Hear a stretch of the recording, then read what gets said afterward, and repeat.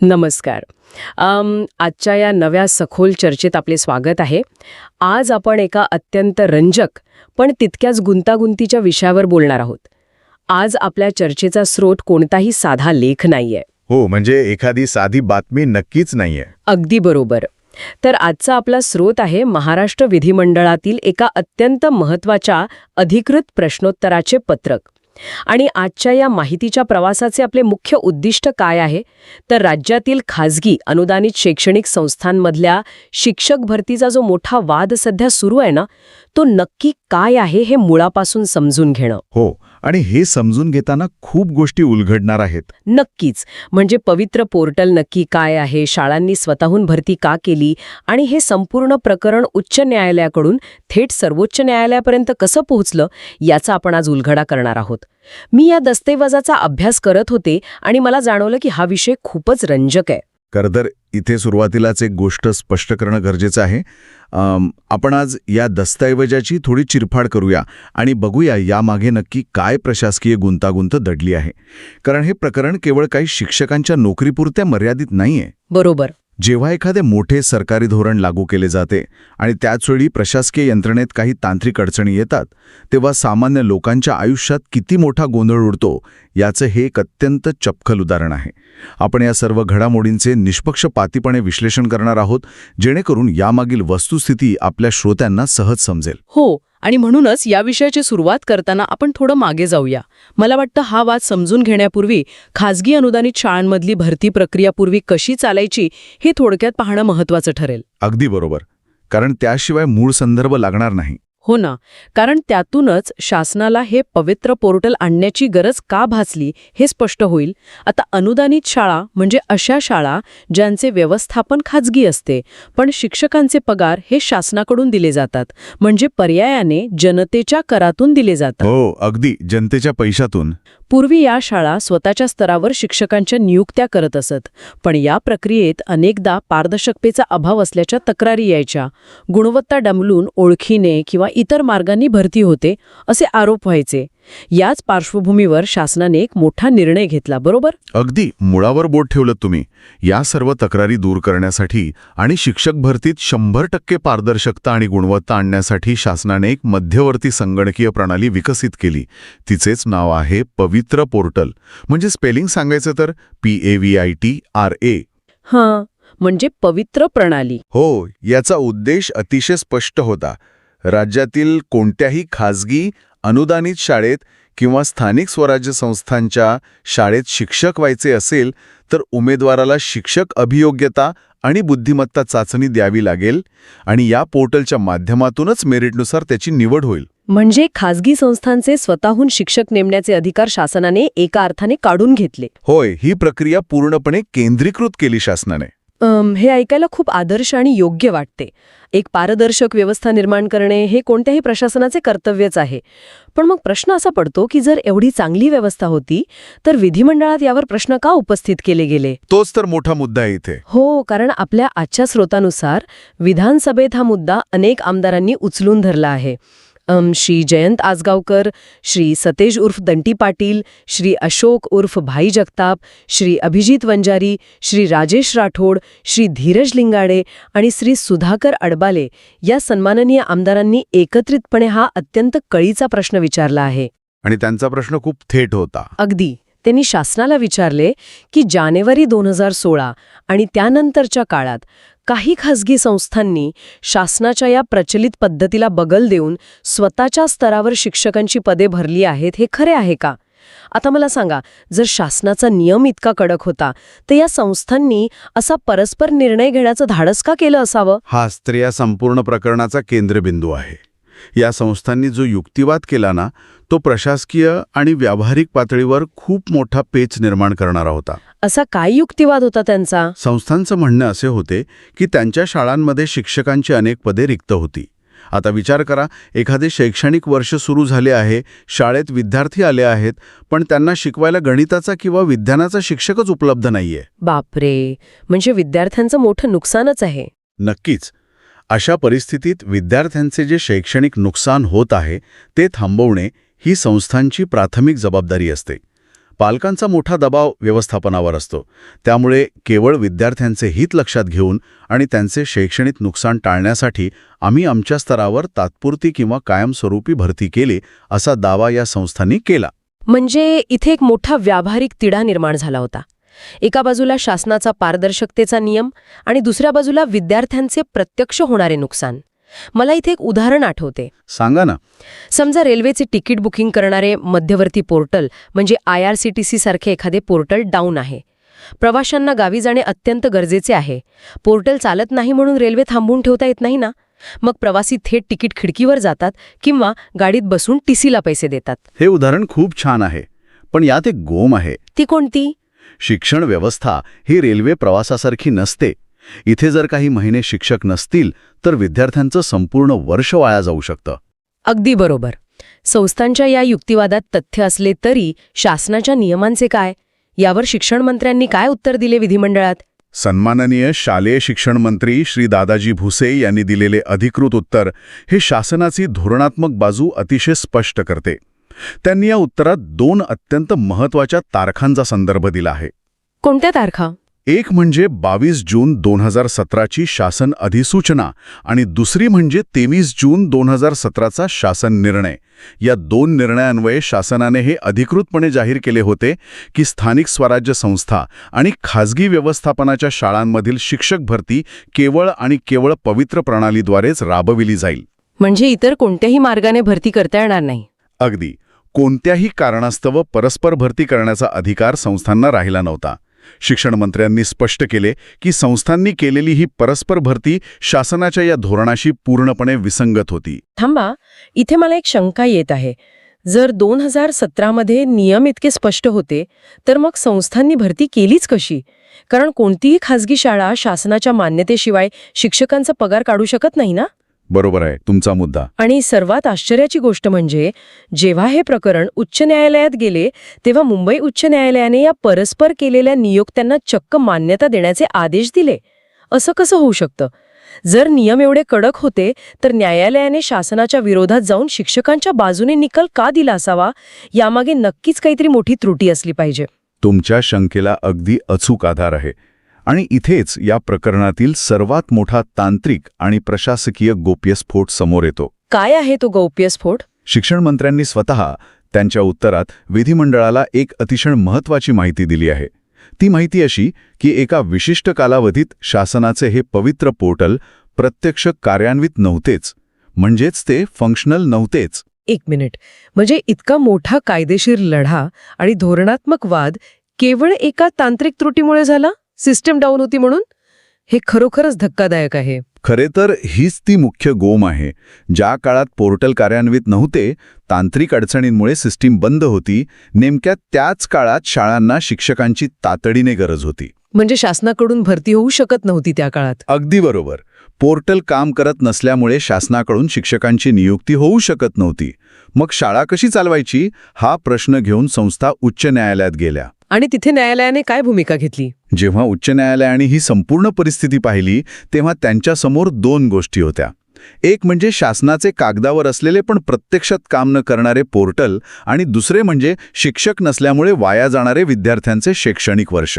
न्यायालयात नेहमीच प्रॅक्टिकल विचार होतो. व्यावहारिक आणि तार्किक आधारावर उच्च न्यायालयाने या प्रकरणामध्ये संस्थांच्या बाजूने निकाल दिला आणि ज्या शिक्षकांची नेमणूक झाली होती त्यांना कायदेशीर मान्यता देण्याचे निर्देश शासनाला दिले. हे समजायला खूपच रंजक आहे. म्हणजे न्यायव्यवस्थेने तांत्रिक नियमांपेक्षा प्रत्यक्ष मानवी गरजेला म्हणजेच शिक्षणाला प्राधान्य दिले. पण मला सांगा, उच्च न्यायालयाने आदेश दिल्यानंतर शासनाची मोठी कोंडी झाली असणार? खूप मोठी कोंडी झाली. मग त्यांनी हा निकाल मुकाट्याने मान्य केला की याला आव्हान दिले? कारण जर त्यांनी हे मान्य केले असते तर उद्या राज्यातील प्रत्येक शाळा आमच्याकडे तांत्रिक अडचण होती किंवा पोर्टल चालत नव्हते असे कारण देऊन स्वतःच भरती करू लागली असती. अगदी रास्त विचार आहे हा. शासनाला नेमकी हीच भीती होती.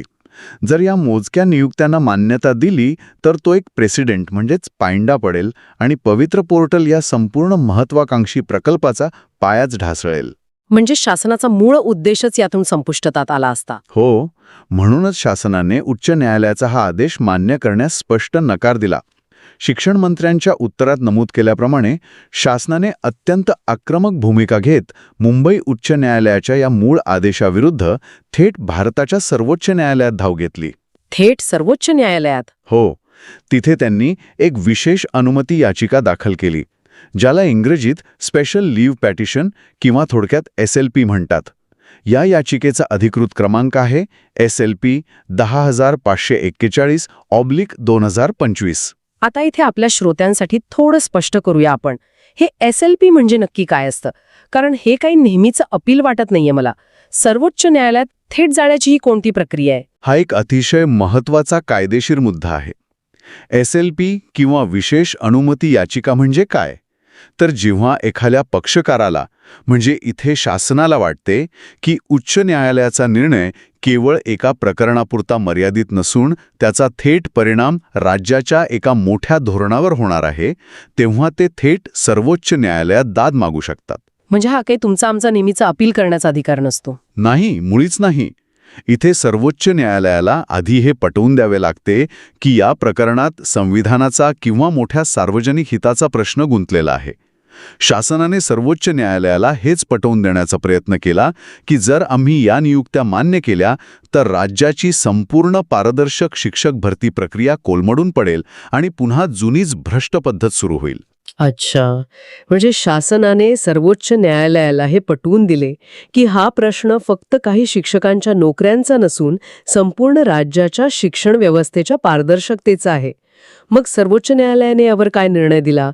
त्यांनी उच्च न्यायालयाचा निर्णय कायम ठेवला की शासनाच्या बाजूने कौल दिला? सर्वोच्च न्यायालयाने या प्रकरणाचे गांभीर्य लक्षात घेतले.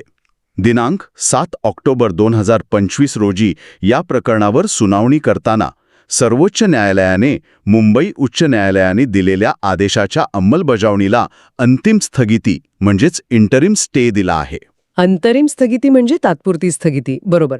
याचा प्रत्यक्ष अर्थ काय होतो? याचा सोपा अर्थ असा की जोपर्यंत सर्वोच्च न्यायालयात या संपूर्ण प्रकरणावर अंतिम आणि सविस्तर सुनावणी होऊन अंतिम निकाल लागत नाही, तोपर्यंत उच्च न्यायालयाचा शिक्षकांना मान्यता द्या हा आदेश लागू होणार नाही. म्हणजे त्या शिक्षकांचे काय होणार आता? थोडक्यात सांगायचे तर या शिक्षकांना सध्या तरी कोणतीही कायदेशीर मान्यता मिळणार नाही किंवा त्यांना शासनाकडून पगार मिळू शकणार नाही. हे प्रकरण आता सर्वोच्च न्यायालयाच्या अंतिम निर्णयावर अवलंबून आहे. बापरे, या संपूर्ण प्रवासाचा विचार केला तर परिस्थिती खूपच गंभीर आणि विचार करायला लावणारी वाटते. आपण धोरण आणि कायद्याबद्दल बोलत आहोत, पण या सगळ्या प्रक्रियेत उमेदवारांवर काय परिणाम होत असेल याचा विचार केल्यास अंगावर काटा येतो. हो, ते खूपच भयानक आहे. एखाद्या उमेदवाराने मुलाखत दिली, तो निवडला गेला, तो 1-2 वर्ष शाळेत जाऊन मुलांना शिकवू लागला, विद्यार्थ्यांचं नुकसान टळलं, शाळेचा निकाल चांगला लागला. पण अचानक त्या शिक्षकाला कळते की शासनाच्या एका तांत्रिक चुकीमुळे किंवा पोर्टल बंद असल्यामुळे त्याची नोकरीच बेकायदेशीर ठरवली गेली आहे. आणि तो थेट सर्वोच्च न्यायालयाच्या लढाईत अडकला आहे. अगदी. हे त्या उमेदवारांसाठी किती तणावपूर्ण असे? हे वास्तव अत्यंत क्लेशदायक आहे. उमेदवारांवर याचा खूप मोठा मानसिक, आर्थिक आणि सामाजिक परिणाम होतो. ते त्यांच्या गुणवत्तेच्या आधारावर निवडले गेले असतील, त्यांनी प्रामाणिकपणे कामही केले असेल, पण प्रक्रियेतील तांत्रिक त्रुटी आणि प्रशासकीय धोरणामधील संघर्षामुळे त्यांच्या नोकरीवर अचानक टांगती तलवार येते. त्यांना पगार मिळत नाही, कुटुंबाचे नियोजन कोलमडते. हो, आणि केवळ उमेदवारच नाही तर शाळेच्या आणि विद्यार्थ्यांच्या मानसिकतेवरही याचा परिणाम होतो. शाळेला माहीत नसते की हा शिक्षक उद्या शाळेत येईल की नाही. धोरणाची आखणी आणि त्याची प्रत्यक्ष जमिनीवरील अंमलबजावणी यातील ही जी मोठी दरी आहे ना, ती थेट मानवी आयुष्याला कशी वेठीस धरते याचं हे एक अत्यंत विदारक चित्र आहे. हे खरोखरच अस्वस्थ करणारे आहे. पण मग शिक्षण मंत्र्यांनी या पत्रात राज्याच्या पुढील धोरणाबद्दल काय स्पष्टीकरण दिले आहे? कारण राज्यात अशा इतरही अनेक संस्था असू शकतात ज्यांनी याच सिस्टीम डाऊनच्या काळात भरती केली असेल आणि ते उच्च न्यायालयातून आदेश घेऊन आले असतील. हा प्रश्न खूप महत्त्वाचा आहे. मांडली आहे. शिक्षण मंत्र्यांनी याबाबतीत शासनाची भूमिका अत्यंत कठोर आणि स्पष्ट ठेवली आहे. त्यांनी पत्रात नमूद केले आहे की सर्वोच्च न्यायालयाच्या या अंतरिम स्थगितीच्या पार्श्वभूमीवर शासनाने एक धोरणात्मक निर्णय घेतला आहे. कोणता निर्णय? अशा स्वरूपाच्या उर्वरित सर्व प्रकरणांमध्ये जिथे जिथे उच्च न्यायालयाने खासगी शाळांच्या बाजूने निकाल देऊन शिक्षकांना मान्यता देण्याचे आदेश दिले आहेत, त्या सर्व आदेशांविरुद्ध आता शासन सर्वोच्च न्यायालयात SLP दाखल करणार आहे. म्हणजे सर्वच प्रकरणांमध्ये? होय. यासाठीचा सविस्तर प्रस्ताव विधी व न्याय विभागाकडे आधीच सादर करण्यात आला असून त्यांची संमती मिळताच शासनाच्या वतीने तातडीने या सर्व याचिका सर्वोच्च न्यायालयात दाखल केल्या जातील.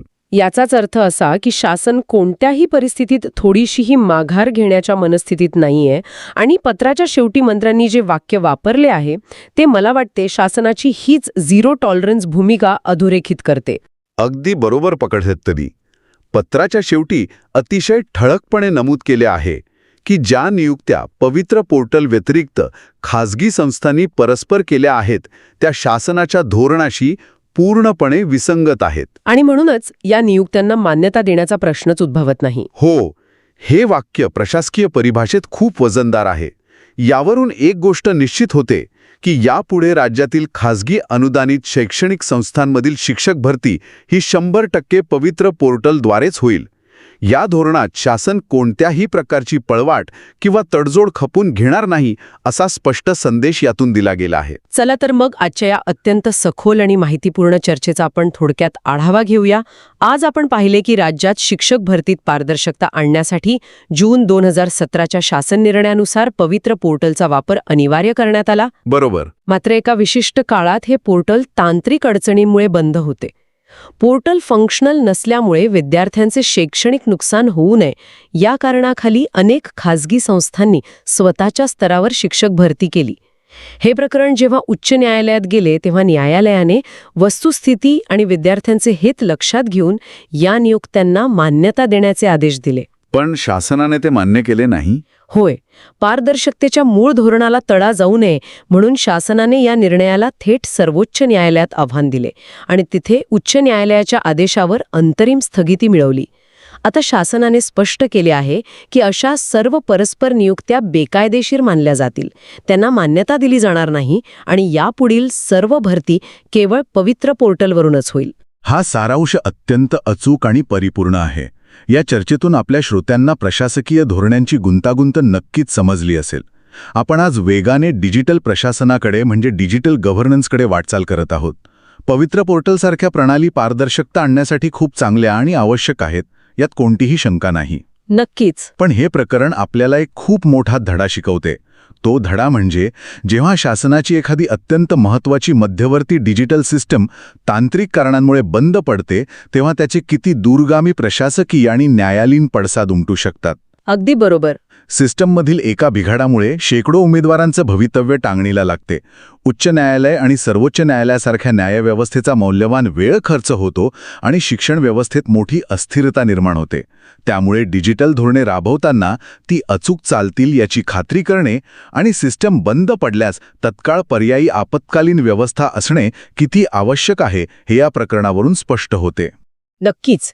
तंत्रज्ञान हे माणसाच्या मदतीसाठी असावे, पण जेव्हा तेच तंत्रज्ञान प्रशासकीय अकार्यक्षमतेमुळे किंवा तांत्रिक त्रुटींमुळे अडथळा बनतं तेव्हा निर्माण होणारा कायदेशीर आणि मानवी गुंता सोडवणं किती कठीण असतं हे आपण आज अगदी जवळून पाहिले. हो, ते तर आहेच. जाता जाता या सगळ्या चर्चेवर आधारित असा कोणता विचार आहे जो आपण आपल्या श्रोत्यांना त्यांच्या पातळीवर विचार करण्यासाठी देऊ शकतो? आज आपण जे अधिकृत पत्रक पाहिले त्यात संपूर्णपणे कायद्याची, धोरणाची आणि न्यायालयीन आदेशांची भाषा आहे. पण ह्या सगळ्या कागदपत्रांच्या पलीकडे जाऊन एक अत्यंत महत्त्वाचा आणि थेट जमिनीवरचा प्रश्न इथे निर्माण होतो. तो कोणता? शासनाने तांत्रिक बिघाडामुळे झालेल्या या परस्पर नियुक्त्या आता सर्वोच्च न्यायालयाच्या आधारे धोरणाशी विसंगत ठरवून रद्द केल्या आहेत. कायद्याच्या आणि प्रशासनाच्या चष्म्यातून शासनाची ही भूमिका 100% योग्य असेल, परंतु ज्या विशिष्ट काळात पवित्र पोर्टल खरोखरच बंद होते आणि ज्या काळात शाळांमध्ये शिक्षक उपलब्ध होऊ शकले नाहीत त्या काळात विद्यार्थ्यांचे जे प्रत्यक्ष नुकसान झाले त्याची भरपाई कशी होणार? हा खरंच खूप मोठा प्रश्न आहे. जेव्हा एखादी एवढी मोठी डिजिटल प्रणाली बंद पडते तेव्हा आपण त्याला केवळ एक सिस्टीम एरर किंवा तांत्रिक अपयश म्हणू शकतो का, की तो एका अर्थाने विद्यार्थ्यांच्या भविष्यासोबत झालेला एक प्रशासकीय खेळ असतो? हा प्रश्न प्रत्येकाने विचार करण्यासारखा आहे. हा खरोखरच एक अत्यंत सखोल आणि अंतर्मुख करायला लावणारा मुद्दा आहे. नियम, कायदे आणि डिजिटल पोर्टल एका बाजूला, पण प्रत्यक्ष वर्गात बसलेल्या विद्यार्थ्यांचं नुकसान कोण भरून काढणार हा प्रश्न कायम निरुत्तर राहतो. सिस्टमची चूक आणि माणसांना भोगावी लागणारी शिक्षा यातील हा संघर्ष आजच्या चर्चेतून खूप चांगल्या प्रकारे समोर आला. नक्कीच. याच एका विचार करायला लावणाऱ्या प्रश्नासोबत आपण आजची ही आपली सखोल चर्चा इथेच थांबूया. एका अधिकृत प्रश्नोत्तराच्या पत्रकातून आपण प्रशासकीय धोरण, तांत्रिक अडचणी, न्यायालयीन लढा आणि सर्वात महत्त्वाचे म्हणजे त्याचे मानवी आणि शैक्षणिक परिणाम यांचा किती मोठा प्रवास आज अनुभवला. हो, आणि तो खूप उद्बोधक होता. आशा आहे की हा माहितीचा प्रवास आपल्याला नक्कीच रंजक आणि माहितीपूर्ण वाटला असेल. यातून आपल्याला आपल्या राज्याच्या प्रशासकीय यंत्रणेची एक वेगळी बाजू समजली असेल. लवकरच भेटूया अशाच एका नव्या, वेगळ्या आणि महत्त्वाच्या विषयावरील सखोल चर्चेत. तोपर्यंत असाच विचार करत रहा, नवनवीन गोष्टी जाणून घेत रहा आणि माहितीच्या या विश्लेषणात्मक प्रवासात आमच्यासोबत जोडलेले रहा. धन्यवाद.